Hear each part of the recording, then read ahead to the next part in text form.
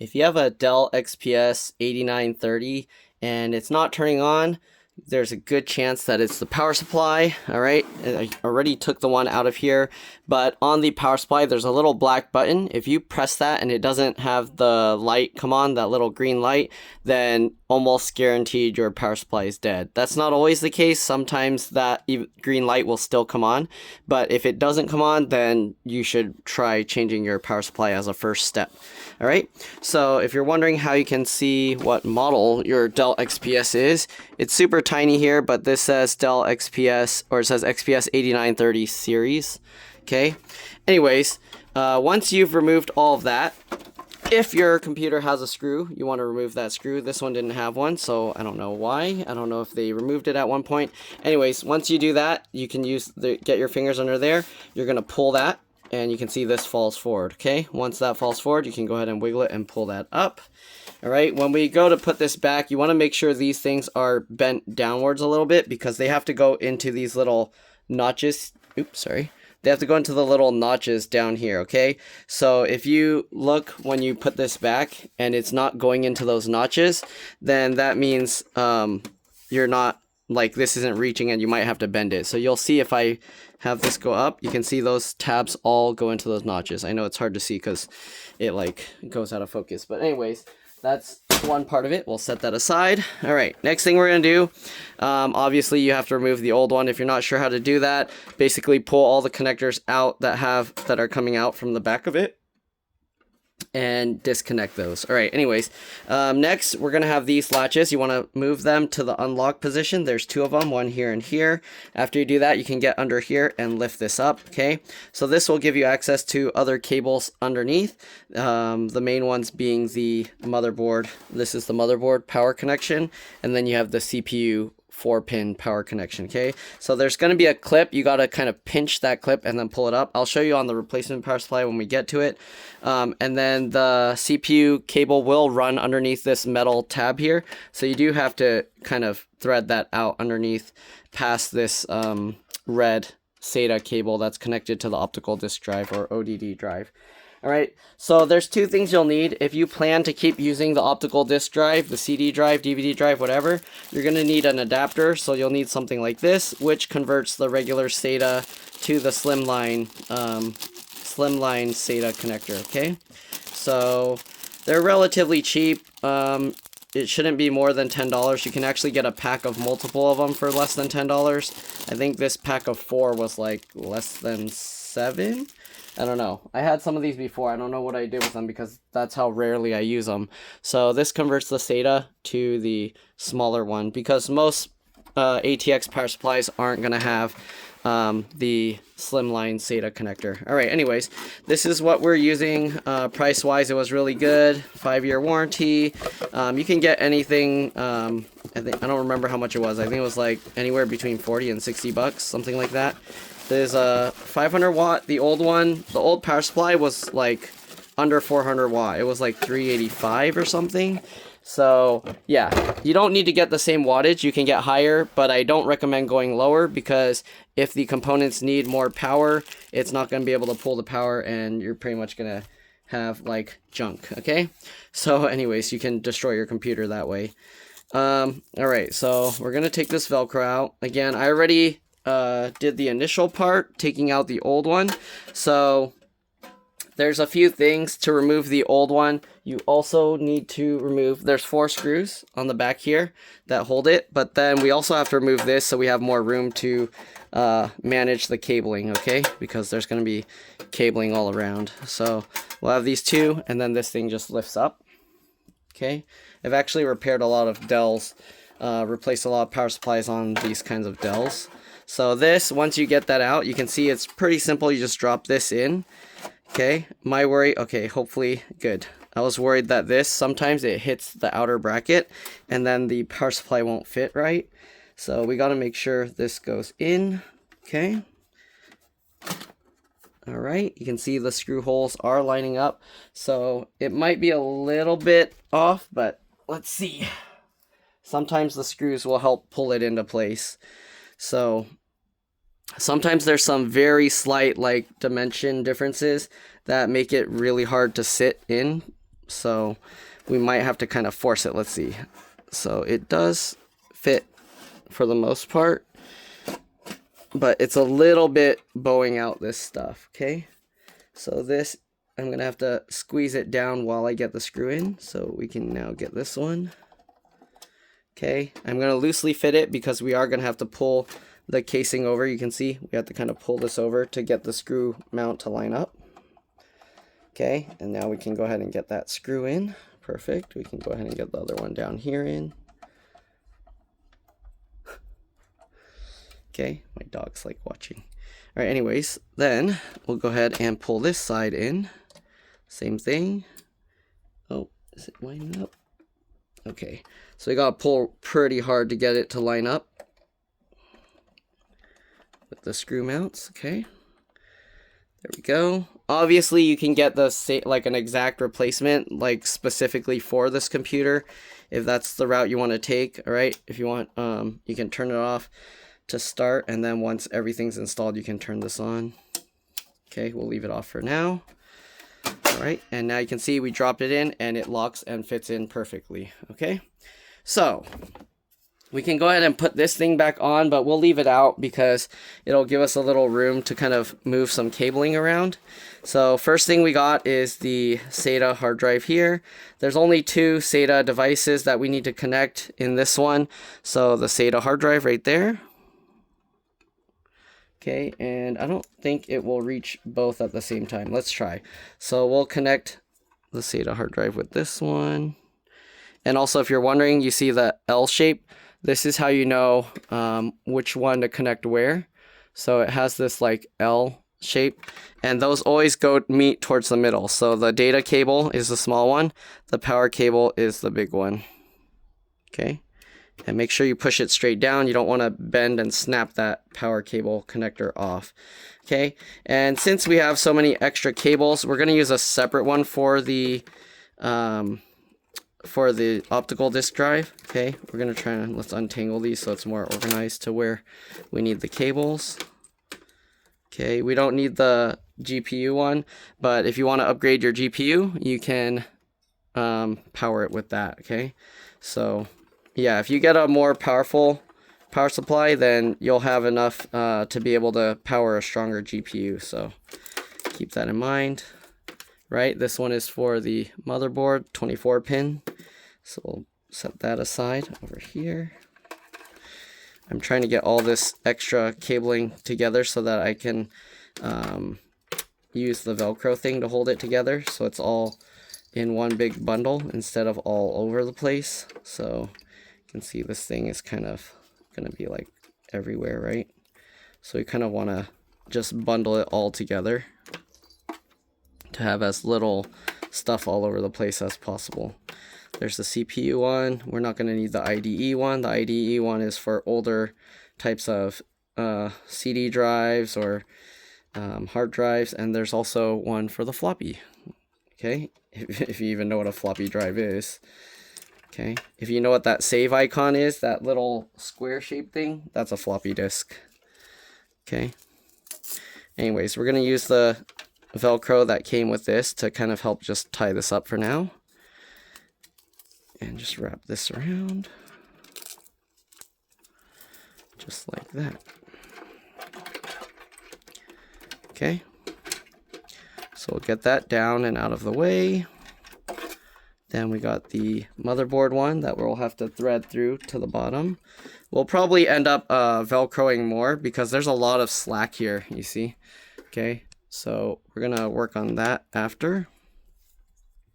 Then we got this. We'll attach the SATA power connector here, like that. So now we have this. And then the CPU one. The CPU one is kind of interesting. I've never seen them like daisy chain like this. 2 of them all together. Well, actually, yes, I have. All right, but it's not that common. Okay. Anyways, we're gonna lift this up, spin this back around, and now we're gonna go ahead and plug in the CPU or the motherboard power. Make sure the clips line up. So you want this clip facing away from you so you can see when you pinch it, that's how you remove it. But when you plug it in, you just line it up. And then what I usually have to do is I have to kind of rock it side to side until it clicks in. You want to make sure that clip is in. The way you know is if you try and wiggle to pull it out, it will stay in place. Okay, so there you go. That's good. All right, now let's go ahead and thread the SATA connector through here. Wait, which side was the optical disk drive is down here, so we'll thread that through as well. Okay, just like that. And then we'll plug that guy in.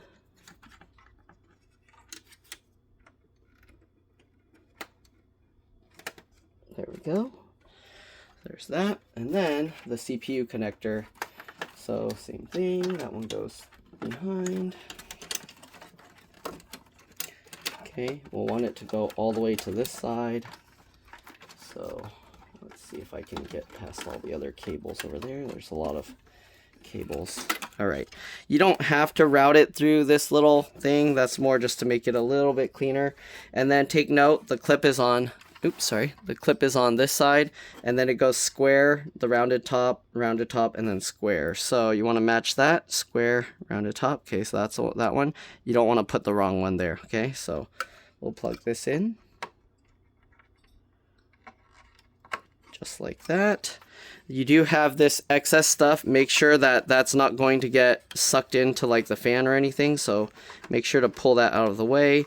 Since we do have access to that little thing that will hold it down, we'll just route it under there if we can. It's a little cramped down there, so it's a little tricky. It helps if you actually can bend this metal thing up a little bit, but if you can just get it underneath, then that would be good. Okay, let's see if I can, okay, I can move that out a little more.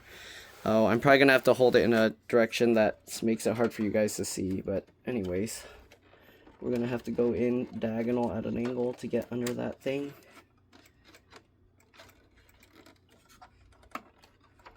There we go.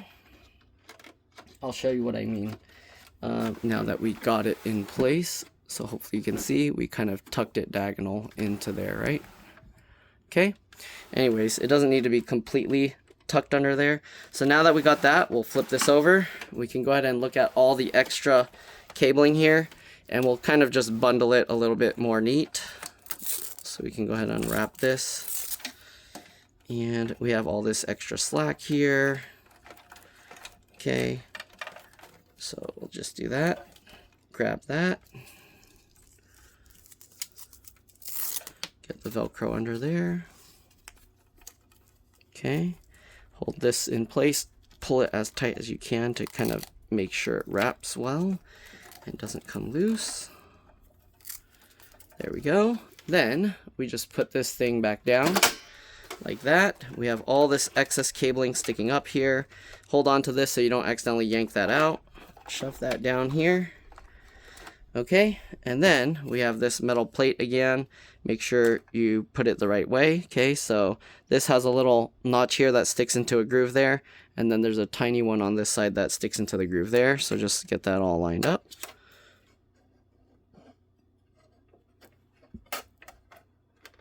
Okay, there we go. You might have to push the thing in to squeeze it together. But that's pretty much it. Very simple to install this. We'll get the 2 screws back. Sorry, I didn't go over all the other components inside. We'll lift this up and then kind of look quickly at what's in there. Okay. Hard drive's pretty easy to remove. If you want to remove it, there's these 2 tabs. You pull it up, but you do want to disconnect this first. Okay, and then that bracket you could easily transfer over. All right, anyways, let's go ahead and lift this back up. Okay. So there's 4 slots for RAM actually, but only 2 are being used. If you notice, the order is the 2nd slot, the 4th slot, then the 3rd slot, then the 3rd slot. Okay, so you want to put the RAM in that order. If you're only putting 1 stick or 2 stick or 3 stick, that's the order you put it. Okay, so let's go ahead and pull this out and see what it is. This is an 8 gig PC4 2666V. So you should be okay with any PC4 2666V RAM. Okay, so if you want, you can add 4 16 gig sticks of RAM. You can take these out and then upgrade to 64 gigs I don't know. I'm pretty sure they might have larger sticks than that. So you can upgrade as long as it's DDR4 2666V. It should work fine. All right. Then what else? Let me take this off the thing to show you closer. Okay, there's the optical disk drive. Here you have there's USB 3 ports, also USB 3 ports. So these are for routing to the USB 3 ports on the case. You got the SATA connections. There are 4 total. So if you want, you can add 2 more SATA devices here. All right, this looks like an M.2 PCIe NVMe SSD slot. So if you want, you can actually add an M.2 PCIe NVMe SSD. There's these little connectors here. I'm not quite sure what's for what. That looks like it says for the front panel. So the one on the right is for the front panel. Sorry, the focusing. Then you have the little jumpers down there. That's ROM recovery. I wouldn't mess with that. Then these jumpers you have for changing the password, resetting the password, and clearing the BIOS, things like that. It tells you what exactly each pins do. This one is usually the audio. Yep, that's for the audio ports on the front. You got wireless card here. The same like a laptop. If you're not sure how to take it out, you can watch my laptop videos. CMOS BIOS battery is a CR2032, and the GPU is a standard, like you push this clip to release it and pull it out. But again, we're not taking this stuff out, so let me make sure it's in place. All right, and that's pretty much it. We just, again, close this back down. Okay, lock this back down into place. All right, once you got that, we'll stand it back up. Okay. And again, we want to put the case in at an angle. So you want to have this actually standing up like how it is. And then this goes almost like flat up. Make sure those little feet go into the little slots there like I showed in the beginning. Okay. Once those are in, you'll know because this will all be flush down here. Okay. Then you just push that. And that's pretty much it. Hopefully this video helped you guys out. Thanks for watching, and I'll see you all in the next one. I already tested it with another power supply, so I know it's going to work. I know some people are like, why don't you show it working in your videos? Whether this worked or not for this in the video, that doesn't mean it won't work for you. So if it didn't work for this computer specifically, like let's say the motherboard was dead, that shouldn't mean don't try putting a power supply in yours, okay? Because it could be the power supply on yours was bad and then somebody else's, the motherboard's bad. If you watch the videos, a whole bunch of people say, this video helped me, and then there'll always be a few people that go, this video's trash, it didn't help at all, it didn't work. So that's because it's not always the same issue, right? Just because you have a cough doesn't mean it's the flu. Same thing with this. Just because the computer has no power doesn't mean it's always the power supply. It could be a motherboard, could be a video card issue, could be some CPU issue, something else. Could be your power outlet, could be your power cable, it could be a lot of things. Could be the power button is broken. So yeah, don't like use the results of the video as like whether or not you should perform this, because whether or not the power supply fix worked on this, which I already tested with another power supply, a 1000-watt one, and it worked perfectly fine. So again, I've already tested this, but there's no point of me recording the final result, like it turning on, unless there's something for me to show you like that changed, like maybe the BIOS got reset or something else happened. Once you change the power supply, you shouldn't have to do any more setup. It should start up like normal and your computer should work fine.